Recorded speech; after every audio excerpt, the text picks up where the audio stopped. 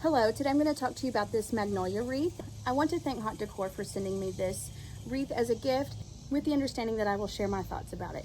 We moved into our house a little over a year ago, and ever since then I've slowly been working on making our house feel more like a home.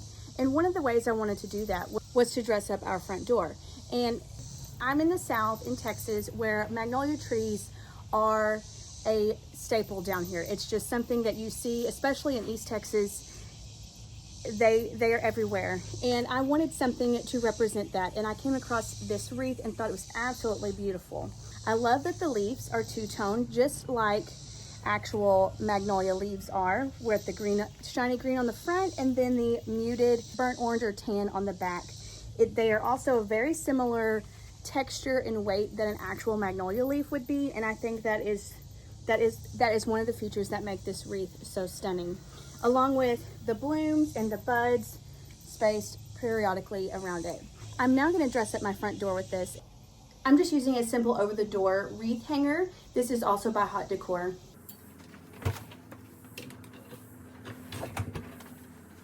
So one of the things I actually love about this wreath is that it has a designated ring hook in the back, but you can just hook it onto the wreath holder.